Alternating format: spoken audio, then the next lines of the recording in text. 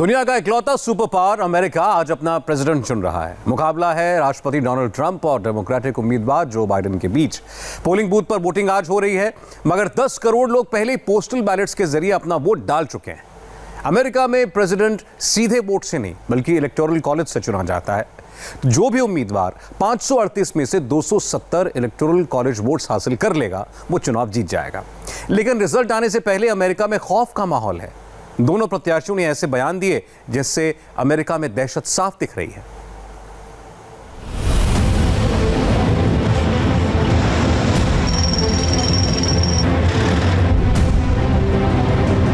ये तस्वीरें अमेरिका से आई हैं। प्रेसिडेंट के आवास व्हाइट हाउस के चारों ओर सिक्योरिटी बैरियर लगाए जा रहे हैं। बड़े बड़े मॉल्स और शोरूम अपने कांच के दरवाजों की हिफाजत के लिए तख्ते लगा रहे हैं।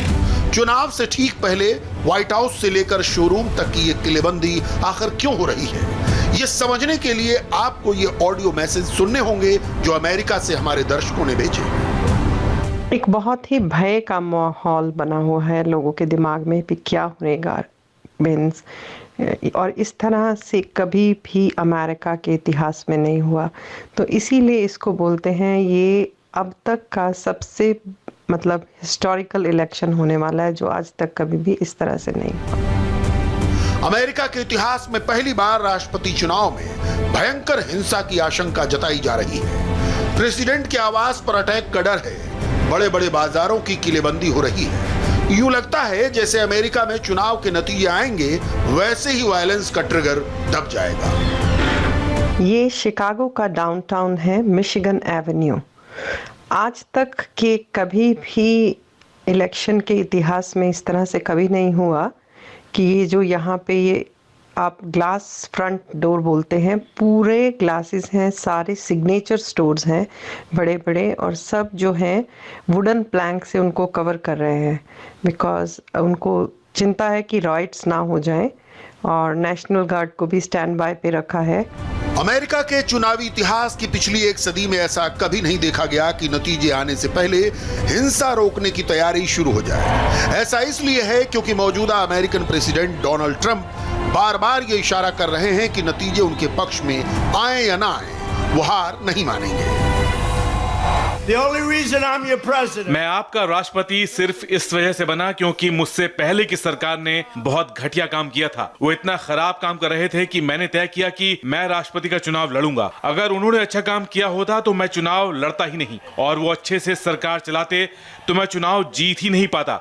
आपको क्या लगता है मैं चुनाव नहीं लड़ता और ना ही जीत पाता? लेकिन उन्होंने तो बहुत ही खराब काम किया। वो पूरी तरह से भ्रष्ट थे। हम आज इतने लंबे संघर्ष के बाद, लंबी लड़ाई करके इसलिए यहां नहीं पहुंचे हैं कि उनके आगे सरेंडर कर देंगे। हम किसी भी कीमत पर पुराने शासन तंत्र के आगे समर्पण नहीं करेंगे।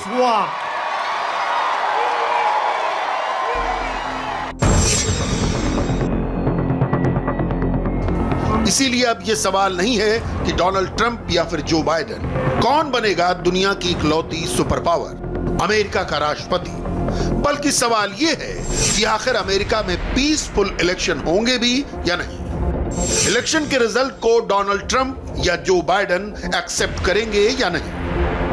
वर्ल्ड पॉलिटिक्स में दिलचस्पी रखने वाले हर शख्स की जबान पर यही सवाल है। आज अमेरिका के 25 करोड़ से ज्यादा वोटर इस बात का फैसला कर रहे हैं कि उनका नया प्रेसिडेंट कौन होगा। करीब 10 करोड़ अमेरिकी वोटर्स ने पहले ही मतदान कर दिया है, बाकी आज कर रहे हैं। आज रात तक अमेरिकी वोटर तो अपना फैसला वोट की शक्ल में दे चुका होगा। अमेरिका के ईस्ट कोस्ट वाले राज्यों के नतीजे तो आने भी लगे, लेकिन सबसे बड़ा सवाल यह है कि यह बात कब क्लियर होगी कि नया राष्ट्रपति कौन बनेगा, यानी कब आएंगे अमेरिकी चुनाव के पूरे नतीजे। यह सवाल इसलिए अहम है क्योंकि अमेरिकी चुनाव की प्रक्रिया बेहद पेचीदा है। अमेरिका में वैसे तो नवंबर महीने के पहले मंगलवार को राष्ट्रपति के चुनाव के लिए वोटिंग होती है। मतदान के दिन से पहले लोग पोस्टल बैलेट से भी वोट डाल सकते हैं। कोविड-19 के कारण इस बार ड्राइव थ्रू वोट यानी गाड़ी में बैठे बैठे अपना वोट डालने की सुविधा भी दी गई। इन वोटों की गिनती में समय लगता है। 2016 में कुल 3 करोड़ लोगों ने पोस्टल बैलेट से वोट डाले थे, लेकिन इस बार करीब 10 करोड़ अमेरिकन्स ने पोस्टल बैलेट से मतदान किया है। जाहिर है इस बार इन वोटों को गिनने में काफी वक्त लगेगा। अमेरिकी चुनाव कोई सेंट्रल एजेंसी कंडक्ट नहीं कराती। हर स्टेट का अपना नियम कानून है। पोस्टल बैलेट गिनने के नियम भी अलग अलग हैं। नतीजा ये कि नतीजे का इंतजार लंबा खिंचने का डर है। मुझे नहीं लगता कि चुनाव की रात ही ये पता चल जाएगा कि कौन जीता। इसका ये मतलब नहीं कि चुनाव के नतीजे स्पष्ट होंगे ही नहीं। अब से पहले के अमेरिकी राष्ट्रपति चुनाव न तो इतने विवादित रहे और न ही इतने करीबी जितने इस बार का चुनाव है। मौजूदा प्रेसिडेंट डोनाल्ड ट्रंप बार बार ये इशारा करते रहे हैं कि उन्हें एक तो ये पोस्टल बैलेट मंजूर नहीं, उनकी पार्टी पोस्टल बैलेट रद्द करने की मांग लेकर कोर्ट भी जा चुकी है। ट्रंप हारने के बाद चुनाव के नतीजे स्वीकार करेंगे, इसमें भी शक है। ये हमारे देश के इतिहास का सबसे इंपॉर्टेंट चुनाव है। इससे देश की दशा और दिशा तय होगी। इस चुनाव में या तो हम जीतेंगे या वो, और अगर हम चुनाव हार जाते हैं तो देश के लिए बहुत भयानक होगा। ये बहुत ही भयानक होगा। इसलिए जाइए और आप सभी वोट कीजिए। हम ये चुनाव जीतेंगे, जरूर जीतेंगे। हम जीत नहीं जा रहे हैं, हम सब जगह जीत रहे हैं। उन्हें पता ही नहीं कि देश में क्या हो रहा है। अगर डोनाल्ड ट्रंप को पोस्टल बैलेट पर भरोसा नहीं तो जो बाइडेन को ट्रंप की बातों पर भरोसा नहीं। वो अपनी हर सभा में डोनाल्ड ट्रंप पर यह इल्जाम लगाते रहे हैं कि वो झूठे हैं। बाइडेन के मुताबिक डर इस बात का है कि चुनाव के नतीजों को अपने हक में करने के लिए ट्रंप किसी भी हद तक जा सकते हैं, और इसके लिए जो बाइडेन की इलेक्शन टीम भी लंबी लड़ाई के लिए तैयार है। अमेरिका इस वक्त एक साथ कई मुसीबतों का सामना कर रहा है। देश के ऐसे हालात तो कभी थे ही नहीं, कम से कम मेरी याद में तो बिल्कुल नहीं। हम अमेरिका की आत्मा को बचाने की लड़ाई लड़ रहे हैं, जिसमें विनम्रता, सम्मान और प्रतिष्ठा हो। ट्रंप के राष्ट्रपति बनने के साथ ये सारी बातें जाने कहां गुम हो गई हैं। मैं आपको बता दूं कि कल का दिन अमेरिका में एक नए युग की शुरुआत का दिन है। इस बार के अमेरिकी चुनाव में ऐसा क्या है कि नतीजे आने में देर होने और नए राष्ट्रपति के चुनाव में देरी की आशंका बार बार जताई जा रही है।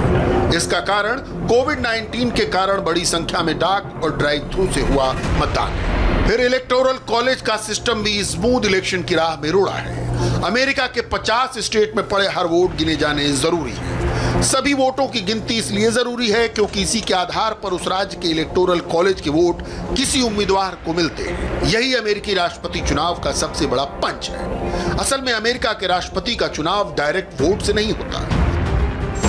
अमेरिका में जनता के वोट के आधार पर इलेक्टोरल कॉलेज राष्ट्रपति का चुनाव करता है। हर राज्य की आबादी के लिहाज से इलेक्टोरल कॉलेज की संख्या तय होती है। इलेक्टोरल कॉलेज के कुल 538 वोट हैं। इनमें से 270 वोट पाने वाला ही राष्ट्रपति चुना जाता है। इस चुनाव के बारे में डोनाल्ड ट्रंप जो बयान दे रहे हैं वो कानूनी तौर पर सही नहीं है। वो लोगों को भरमा रहे हैं। उनका यह कहना बिल्कुल गलत है कि अगर वो आज रात चुनाव नहीं जीत पाए तो मतलब कुछ गड़बड़ हुई है, या फिर शुरुआत में जिसे लीड मिली है वही चुनाव जीतेगा। ये कानूनी तौर पर बिल्कुल सही नहीं है। कोई भी संघीय जज इस तर्क को नहीं मंजूर करेगा, फिर चाहे उसे किसी भी राष्ट्रपति या फिर किसी भी पार्टी ने जज बनाया हो। ये सच नहीं है। ये हमारी परंपराओं के हिसाब से भी ठीक नहीं है। कानून तो ऐसा बिल्कुल नहीं कहता। अमेरिका में कुछ state clear cut Republican party यानी डोनाल्ड ट्रंप की पार्टी के समर्थक हैं, तो कुछ क्लियर कट डेमोक्रेट यानी जो बाइडेन की पार्टी के समर्थक हैं। असल मसला फंसता है स्विंग स्टेट्स या बैटल ग्राउंड स्टेट्स का, यानी वो राज्य जो किसी भी पार्टी के पाले में जा सकते हैं, जहां मुकाबला कांटे का है। इस बार अमेरिका के ये राज्य तय करेंगे कि ट्रंप दोबारा राष्ट्रपति बनेंगे या जो बाइडेन जीतेंगे व्हाइट हाउस की रेस। विस्कॉन्सिन जिसके पास इलेक्टोरल कॉलेज के 10 वोट हैं, मिशिगन जिसके पास इलेक्टोरल कॉलेज के 16 वोट हैं, पेंसिल्वेनिया के पास 20 तो ओहायो के पास 18 इलेक्टोरल कॉलेज वोट हैं, नॉर्थ कैरोलिना के पास 15 तो जॉर्जिया के पास इलेक्टोरल कॉलेज के 16 वोट हैं, एरिजोना के पास 11 तो फ्लोरिडा के पास इलेक्टोरल कॉलेज के 29 वोट हैं। मुझे लगता है कि वीकेंड तक नतीजा आ जाएगा। चुनाव के बाद कुछ दिन तो लगेंगे। जिन राज्यों में बड़ी संख्या में लोगों ने वोट नहीं भी किए हैं वहां भी चुनाव के दिन तक वोटों की गिनती नहीं शुरू हो सकती। पेंसिल्वेनिया, मिशिगन और विस्कॉन्सिन जैसे राज्यों में इस बार पहले से ज्यादा वोट डाक से आए हैं। उन वोटों की गिनती करने में भी समय लगेगा। इसका मतलब यह है कि नतीजे आने में देर लगेगी और हमें इसके लिए धैर्य बनाए रखना चाहिए। It's also going to require patience from us. And we will make America great again. इस बार के राष्ट्रपति चुनाव ने आज से 20 साल पहले के अमेरिकी चुनाव की याद दिला दी है। वर्ष 2000 में ऐसी ही कांटे की टक्कर के कारण अमेरिकी राष्ट्रपति चुनाव के नतीजे 1 महीने बाद आए थे, क्योंकि मामला सुप्रीम कोर्ट तक गया।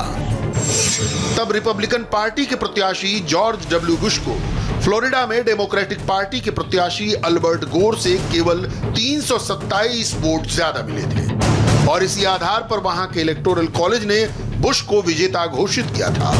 फ्लोरिडा में उस साल डिम्पल्ड वोट का मसला भी उठा था। पहले तो अल गोर ने फ्लोरिडा में हार मान ली, लेकिन बाद में उन्होंने जॉर्ज बुश के चुनाव को सुप्रीम कोर्ट में चुनौती दी और सुप्रीम कोर्ट ने फैसला जॉर्ज बुश के हक में सुनाया।